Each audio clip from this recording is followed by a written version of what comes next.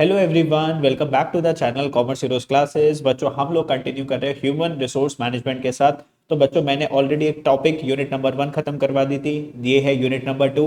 तो चाहे आप बीकॉम ऑनर्स के स्टूडेंट हो, बीकॉम के स्टूडेंट हो, आपका दोनों का जो सब्जेक्ट है वो कॉमन है। कॉन्सेप्ट्स भी सारे के सारे क्या है, आपके कॉमन है। मैंने एक टॉपिक स्टार्ट करवा रखा था ह्यूमन रिसोर्स प्लानिंग के साथ। तो बच्चों, उसी को मैं आपको कंटिन्यू करवा रहा हूँ। बहुत अच्छे अच्छे सुंदर सुंदर नोट्स मैंने आप लोगों के लिए बना दिए ह्यूमन रिसोर्स मैनेजमेंट के। बच्चों, इन नोट्स को मेरा डिस्क्रिप्शन बॉक्स में टेलीग्राम लिंक होगा, वहां से आप लोग ये वाले नोट्स को डाउनलोड कर सकते हो। तो बच्चों, आज हमें जो पढ़ना था that was the reasons for focus on human resource planning. बच्चों, बहुत एक्सपेक्टेड क्वेश्चन है, आपके एग्जाम में पूछा जा सकता है। पूरा का पूरा 10 मार्क्स का। कितने मार्क्स का आ सकता है वाला क्वेश्चन? 10 मार्क्स का आपका इंपॉर्टेंट क्वेश्चन है। देखो क्या लिखा हुआ है, reasons for focus on human resource planning. Human resource planning पे फोकस करने की क्यों जरूरत है? सबसे पहली बात समझो sir, why there is a need for human resource planning. Employment situation देखो क्या लिखा हुआ है इसके अंदर। There is both rising unemployment, India के अंदर अनएम्प्लॉयमेंट बढ़ता जा रहा है, मतलब लोगों के पास जॉब्स नहीं है। शॉर्टेज ऑफ स्किल्ड वर्कर्स कम है। बच्चों ध्यान से समझना, लोगों ने एजुकेशन तो ले रखी है लेकिन उनके पास कुछ अच्छी स्किल्स नहीं है। Requiring better recruitment and retraining, लोगों को रिट्रेनिंग की जरूरत है, हमें उनको ट्रेनिंग करवानी चाहिए वर्कर्स को, ठीक है। रिक्वायरिंग बेटर रिक्रूटमेंट, अच्छे हमको एम्प्लॉयज मिलने चाहिए जॉब पे रखने के लिए। Example, many graduates are unemployed but there is shortage of skilled AI और डेटा साइंस प्रोफेशनल्स। बच्चों, यहाँ पर क्या लिखा हुआ है? ग्रेजुएट्स बहुत सारे अनएम्प्लॉयड है because there is shortage of skilled AI, लोगों के पास एआई की नॉलेज नहीं है, डेटा साइंस की नॉलेज नहीं है। बात करते हैं technological changes. Rapid changes in technology lead to job redesign. बच्चों, टेक्नोलॉजी के अंदर बार बार चेंज होता जा रहा है, जिसकी वजह से जॉब्स के अंदर क्या करना पड़ता है, आपको जॉब को थोड़ा रीडिजाइन करना पड़ता है। मान लो जो काम पहले ह्यूमंस कर रहे थे, अब वो काम टेक्नोलॉजी से बहुत आसानी से हो सकता है, तो पूरे के पूरे टास्क को आपको क्या करना पड़ेगा? रीडिजाइन करना पड़ेगा। Redundancies and the need for the retaining, ठीक है। Automation in factories replaces manual workers, तो मैनुअल वर्कर्स को रिप्लेस कर दिया। ऑटोमेशन का मतलब क्या होता है? जो काम ऑटोमेटिकली आज की डेट में मशीन्स कर देती है, वहां पे ह्यूमंस की जरूरत नहीं है। Who must be retrain to operate the machines. देखो पहले काम जो है ना वर्कर्स मशीन पे करते थे, लेकिन आज की डेट में मशीन वो काम कर देगी, लेकिन वर्कर होने चाहिए जिनको मशीन चलानी है, तो वर्कर्स को हमें मशीन चलानी सिखानी है। ऑर्गेनाइजेशनल चेंज में देखो क्या लिखा हुआ है। Growing firms and dynamic environment require new structure and HR strategies. For example, a startup expanding globally needs new department and the skilled managers. तो बच्चों, ग्रोइंग कंपनीज है, डायनामिक एनवायरनमेंट है। डायनामिक एनवायरनमेंट मतलब जिसके अंदर बार बार बच्चों चेंजेस आते रहते हैं। उसमें आपको क्या चाहिए? नया स्ट्रक्चर चाहिए, नई सोच वाले लोग चाहिए, नई थिंकिंग वाले लोग चाहिए। एचआर स्ट्रेटजीज अच्छी अच्छी चाहिए कि लोगों को आप ट्रेन कैसे करवाओगे, उनको रिटेन कैसे करोगे, कोई अच्छा एम्प्लॉय है वो छोड़ के ना जाए, उसके लिए आप क्या करोगे? तो startup expanding globally needs new department and skilled managers चाहिए। Demographic changes, workforce composition changes, बोले तो age, gender, education affect HR planning. तो बच्चों ध्यान से देखना, आपके पास कौन सी एज के वर्कर्स काम कर रहे हैं, जेंडर कौन सा, एजुकेशन कौन सा, ये सारा एचआर प्लानिंग को अफेक्ट करता है। Increasing participation of women requires policies like maternity leave. अब आज की डेट में कंपनी के अंदर एम्प्लॉयज का, फीमेल का पार्टिसिपेशन बहुत ज़्यादा है। फीमेल्स भी आपकी कंपनी में जॉब कर रही है, तो आपको उनके लिए मैटरनिटी लीव भी देनी पड़ेगी, फ्लेक्सिबल वर्किंग आवर्स देने पड़ेंगे, उनको थोड़ा सा घर भी देखना पड़ता है, तो उनके हिसाब से आपको टाइम भी थोड़ा सा चेंज करना पड़ेगा। शॉर्टेज ऑफ स्किल्स, ध्यान से देखो क्या लिखा हुआ है यहाँ पे, शॉर्टेज ऑफ स्किल्स। तो देखो शॉर्टेज ऑफ स्किल्स में क्या लिखा है? Demand for specialise skills is increasing and there shortage creates problem. तो स्पेशलाइज स्किल्स की डिमांड बच्चों इंक्रीज हो रही है और लोगों के पास स्किल्स नहीं है, तो उससे क्या हो रही है? बड़ी बड़ी कंपनीज को प्रॉब्लम होती है, उनको स्किल्ड वर्कर नहीं मिलता। Company struggles when an experience software developer leaves and no replacement is available. एक सॉफ्टवेयर डेवलपर था, बहुत एक्सपीरियंस था, वो छोड़ के चला गया, अब उसके जैसा वर्कर नहीं मिल रहा कंपनी को। बात करते हैं legislative controls. Labour law restrict hiring and firing, makes advance planning necessary. तो रिस्ट्रिक्ट, तो लेबर के जो लॉज है ना वो रिस्ट्रिक्ट करते हैं हायरिंग, कि भैया इससे ज़्यादा आप एम्प्लॉय हायर भी नहीं कर सकते, और फायरिंग मतलब इतने आप एम्प्लॉयज एक साथ निकाल भी नहीं सकते। Companies must follow laws on the minimum wages, working hours and the employ safety. तो कंपनी को लॉ कौन से फॉलो करने? मिनिमम वेजेस के भाई कम से कम आपको इतने पैसे वर्कर को देने पड़ेंगे। वर्किंग आवर्स के भैया ये नहीं आप 12-12, 13-13 घंटे वर्कर से काम करवा रहे हो। एम्प्लॉय की सेफ्टी का भी आपको ध्यान रखना है, उसका हेल्थ एजुकेशन का भी आपको ध्यान रखना है। बच्चों, हो सकता है आपको थोड़े से बैंड बाजे की आवाज़ आए, नियर बाय एक शादी है, लेकिन मेरे को वीडियो बनाना ना कंटिन्यू करना है, ठीक है। मैंने स्टार्ट कर दिया तो मैं इसको रोकूंगा नहीं, ठीक है। तो थोड़ा सा इस वाली वीडियो के अंदर मैनेज कर लेना, थोड़ा नाच वाच लेना, ठीक है, अगर आवाज आती है तो। बात करते हैं प्रेशर ग्रुप्स। क्या लिखा है? Trade unions and political groups influence recruitment and promotion decision.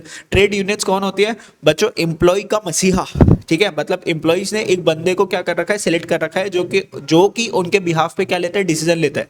ठीक है, कंपनी में भी pressurise to hire local candidate और प्रमोट इंटरनल एम्प्लॉय। देखो क्या होता है, ये लोग प्रेशर करते हैं कंपनीज के ऊपर कि अगर आपने इस एम्प्लॉय को प्रमोट नहीं करा तो हम इतने सारे लोग काम छोड़ के चले जाएंगे या फिर हम काम करेंगे नहीं। तो ये कौन होते हैं बच्चों, प्रेशर ग्रुप्स, जो कंपनी के ऊपर प्रेशर करते हैं कि इंटरनल एम्प्लॉयज को प्रमोट करो या फिर हमारे ही किसी बंदे को आप क्या करो, हायर करो, हमारे किसी रिश्तेदार को या फैमिली मेंबर को या फ्रेंड को आपको क्या करना पड़ेगा, जॉब देनी पड़ेगी। तो बेटा ये रीजंस है जिसके वजह से आपको ह्यूमन रिसोर्स प्लानिंग के ऊपर फोकस करना पड़ता है। बच्चों ये हेडिंग्स को अच्छे से आप लोग याद कर लोगे। मैंने देखो छोटे छोटे पॉइंटर्स बना दिए और हर एक पॉइंटर के साथ आपको एक एग्जाम्पल भी दे दिया, ताकि अगर आप एग्जाम्पल को पढ़ के अगर पॉइंट को समझ लेते हो ना तो अपनी लैंग्वेज में भी इसको इजीली लिखकर आ सकते हो। नोट्स डाउनलोड करने के लिए टेलीग्राम चैनल को सब्सक्राइब कर लेना, नोट्स को इजीली आप लोग डाउनलोड कर लो। बात करते हैं बच्चों, नेक्स्ट टॉपिक आता है हमारा process of human resource planning. ओ भाई ये नोट्स बना दिया आपके लिए बहुत तगड़े एआई से, ठीक है। क्या लिखा हुआ देखो, human resource planning is the process of forecasting. आप पढ़ने वाले हैं ह्यूमन रिसोर्स प्लानिंग का प्रोसेस। अब बच्चों बिकॉज अगर ये प्रोसेस है तो आपको सीक्वेंस वाइज इसको याद करना पड़ेगा, इसको आप आगे पीछे नहीं कर सकते, ठीक है। तो यहाँ पर देखो क्या लिखा हुआ है, एनालाइज ऑर्गेनाइजेशनल गोल्स। पहला क्या है, कंपनी के गोल्स को एनालाइज करो, क्या गोल्स है कंपनी का, उसी हिसाब से तो हम ह्यूमन रिसोर्स की प्लानिंग करेंगे। फोरकास्ट वर्कफोर्स डिमांड, देखो अपने को कितने एम्प्लॉइज की जरूरत है।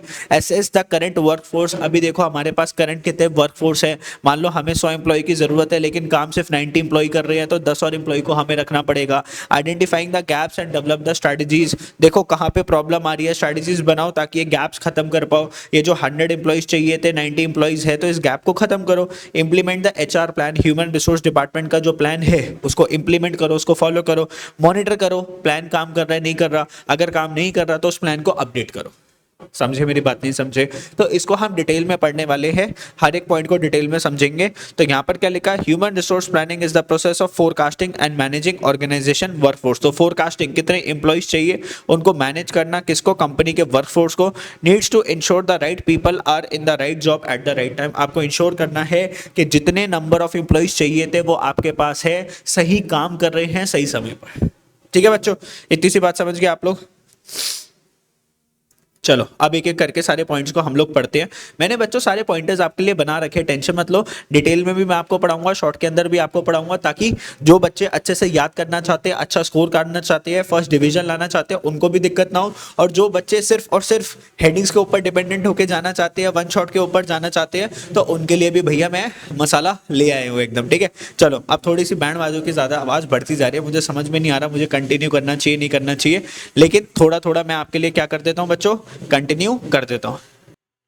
देखो क्या लिखा हुआ है, पॉइंट देखो क्या लिखा है, analyse the organisational objectives. HR planning starts with understanding the goals and plans of the organisation. तो एचआर प्लानिंग कब स्टार्ट करता है बच्चों, एचआर अपनी प्लानिंग करता है कंपनी के गोल्स के हिसाब से, कंपनी के प्लान्स के हिसाब से। It helps determine what type of employees are needed. तो बेटा कंपनी के गोल्स देखकर पता चलता है हमें कौन से एम्प्लॉइज चाहिए, फाइनेंस डिपार्टमेंट में कितने बंदे चाहिए, प्रोडक्शन डिपार्टमेंट में कितने बंदे चाहिए, मार्केटिंग में कितने परसेंट चाहिए। If a company plans to expand it will need more staff. भैया अगर कंपनी कल को, कंपनी का गोल है कि हमें क्या करना है, एक्सपैंड करना है, नंबर ऑफ ब्रांचेस बढ़ानी है, तो उसको ज्यादा स्टाफ चाहिए। Assessing current human resources supply, अभी देखो हमारे पास कितने वर्कर्स है। Evaluate the existing workforce in the term of number of workers, उनकी क्या स्किल्स है, उनका क्या एक्सपीरियंस है और कैसा वो काम कर रहे हैं। Helps identify strength and weakness, आपको पता चलेगा उनकी क्या स्ट्रेंथ है क्या वीकनेस है, क्या काम अच्छा करना आता है, क्या काम अच्छे से नहीं कर पाते, तो जो उनकी जो वीकनेस है उसको ट्रेनिंग करवाओ, ट्रेनिंग, ताकि उनकी वीकनेस क्या बन जाए, उनकी स्ट्रेंथ बन जाए। Checking how many trained managers are already available, अभी देखो अपने पास कितने ट्रेंड मैनेजर्स है, कितने ट्रेंड एम्प्लॉइज है। फिर देखो forecasting future human resource depart, future में हमें कितने लोगों की जरूरत पड़ेगी, तो estimate the number and type of employees required in the future, future में कितने लोग चाहिए, based on the business growth, technology and market trends, ठीक है। तो बिजनेस की ग्रोथ को देखते हैं, बिजनेस की टेक्नोलॉजी को देख के मार्केट स्टडी करो, कॉम्पिटिटर्स की स्टडी करो, एक्सटर्नल एनवायरनमेंट की स्टडी करो, उस हिसाब से आपको पता चलेगा कितने एम्प्लॉइज आपको करेंटली चाहिए। कंपनी प्लानिंग ऑटोमेशन में नीड मोर आईटी स्पेशलिस्ट, अगर कंपनी चाह रही है कि हम अपने काम को ऑटोमेट करें, ठीक है, ऑटोमेटिकली काम होना चाहिए, तो आपको आईटी वाले बंदे चाहिए, ठीक है। Forecasting human resource supply, predicting the availability of employees from internal and external sources. आप देख रहे हो हमें इंटरनल सोर्सेज से कितने लोग मिलेंगे, एक्सटर्नल सोर्सेज मान लो आप कॉलेजेस से कैंडिडेट लेकर आए, किसी दूसरी कंपनी से आपने हायरिंग करवा दी, ठीक है। इंटरनल सोर्सेज क्या होता है कि कंपनी के विद इन से आपने किसी बंदे को प्रमोशन दे दी। It includes promotions, transfers, retirement and new hiring. तो प्रमोशंस कहाँ से होता है बच्चों, इंटरनल सोर्स से ही होता है। जो हमारा सीनियर मैनेजर था उसी को ही आपने जूनियर, मतलब जो हमारा जूनियर मैनेजर था उसी को आपने क्या बना दिया, सीनियर मैनेजर बना दिया, तो उसकी क्या होगी, प्रमोशंस। तो estimating how many employees will retire next year. तो आप यहाँ पर देख रहे हो कि भैया फ्यूचर में कितने एम्प्लॉइज, अगले साल कितने हमारे जो मैनेजर्स हैं वो रिटायर होने वाले हैं और कितने लोगों की जरूरत हमने करंटली चाहिए। फिर बात करते हैं identifying the gaps, demand versus supply. तो compare the future demand with available supply to find shortages और सरप्लसेस। तो फ्यूचर डिमांड को विद अवेलेबल सप्लाई से देखो, if demand is 50 employees but supply is 40। बच्चों अगर 50 एम्प्लॉइज की जरूरत है लेकिन आज आपके पास 40 एम्प्लॉइज है तो आपके पास शॉर्टेज है ना 10 एम्प्लॉइज की। बस इसी को आपको देखना है कि कितनी डिमांड और वर्कर्स है कितने। Developing HR action plans, prepare plans to full gaps और मैनेज द सरप्लस। अगर आपके पास लोग बाग कम है तो उसके लिए प्लान्स बनाओ कि कैसे लोगों को लेकर आओगे।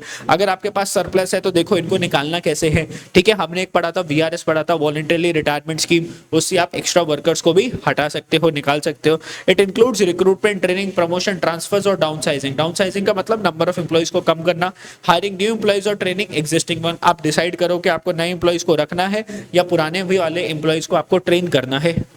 Implementation of plans, put HR strategies into action. अब एचआर ने जो स्ट्रेटजीज बना रखी है उसको भैया अब आपको अचीव करना है। Ensure proper execution of recruitment, जो आप रिक्रूटमेंट का प्रोसेस है वो अच्छे से कर लो, ट्रेनिंग अच्छे से कर लो एम्प्लॉइज की, और फिर उनको अच्छे से उनकी जॉब ऑर्गेनाइजेशन के अंदर प्लेस कर दो, ठीक है। प्लेसमेंट का मतलब जिस काम के लिए उनको रखने वाले हो वो काम के लिए उनको अलॉट कर दो और उनको आप रेगुलर बेसिस पे डायरेक्शंस देते जाओ और उनसे काम लेते जाओ।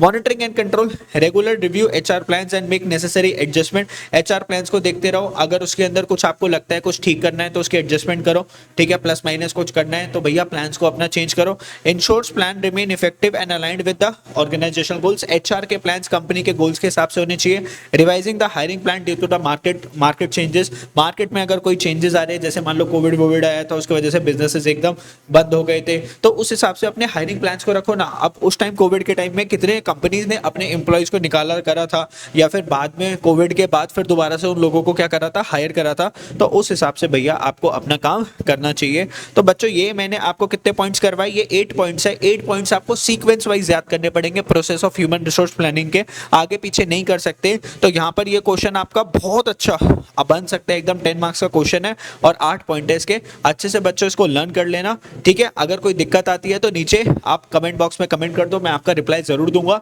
अभी के लिए मैं इस वीडियो को बंद कर रहा हूं बिकॉज पीछे से शोर ज्यादा होता जा रहा है, ठीक है। हो सकता है आपको वीडियो के अंदर प्रॉब्लम हो, फिर आगे चल के नेक्स्ट वीडियो के अंदर हम आगे का टॉपिक पढ़ेंगे। बाय बाय दोस्तों, thank you for watching the video, thank you.